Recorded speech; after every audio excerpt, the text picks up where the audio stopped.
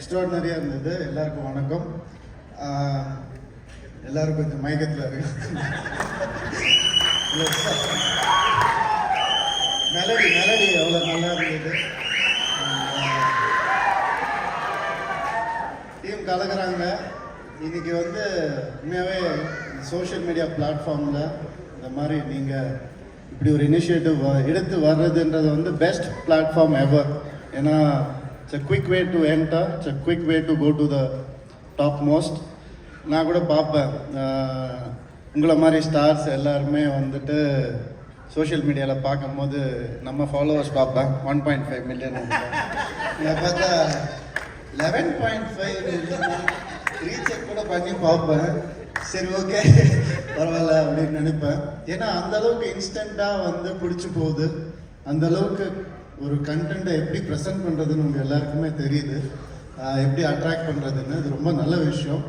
உங்களுக்கு இந்த மாதிரி ஒரு மென்டார் கிடைச்சிருக்கிறது, it's a big big gift. எப்படி அவருக்கு ஒரு மென்டார் கிடைச்சாரோ அந்த மாதிரி உங்க எல்லாருக்கும் ஒரு அழகான ஒரு மென்டார் கிடைச்சிருக்காரு. நீங்க என்னுடைய ஒரே ரிக்வெஸ்ட், எப்படி இப்போ ஜெயம் ரவி, ஜீவா, ஜாமி எடுத்துக்கோங்களேன். ஜே ஜே ஜே எங்களுக்குள்ள இல்லாத ஜே ஜெலசி தான்.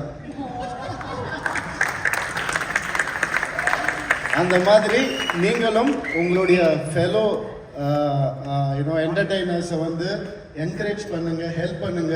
ஏன்னா இங்க எல்லாரும் ஒரே இண்டஸ்ட்ரி தான். So just give and take, that's all.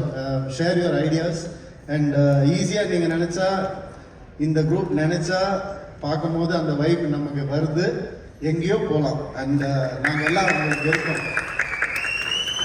அவங்க எல்லாம் உங்களுக்கு இருக்காங்க. ஸோ அதே மாதிரி தான் ஜீவா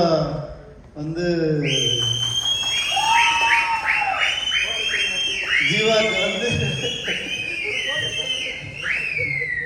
நீ சொன்னா நல்லா இருக்கும் பாட்டு. நான் சொன்னேன் ஜீவாக்கு ஃபேன்ஸும் ஃப்ரெண்ட்ஸும் எப்பவுமே இருப்போம்.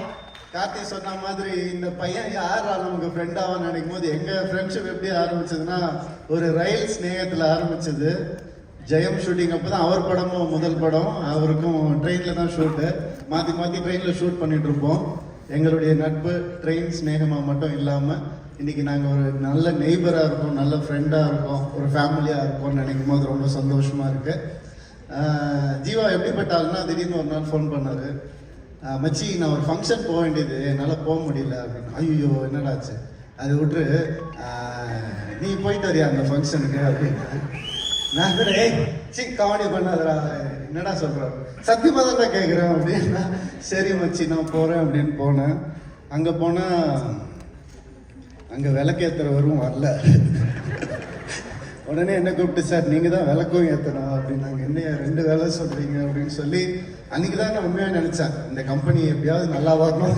ஏன்னா ஜீவா வர வேண்டியது, அவனுக்கு தான் நான் வந்துட்டேன். விளக்கு வேறு யாரோ ஒருத்தர் ஏற்ற வேண்டியது, என்ன ஏற்ற வச்சுட்டாங்க. எப்படியாவது இந்த கம்பெனி நல்லா வந்துருப்பா தான் சொல்லுவாங்க. அதே மாதிரி டெஃப் ராக்ஸ்க்கும் ஃபோன் பண்ணா, மச்சி நான் ஒரு கம்பெனி ஆரம்பிக்கிறேன் டெஃப் ராக்ஸ்னு. என்னடா நீ போக முடியாது அதுக்கு, இந்த மாதிரி தான் வேலைகள் பண்ணிட்டு இருப்பாரு. ஸோ அந்த அளவுக்கு நாங்கள் ஃபேமிலி தான், வேற என்ன சொல்றது.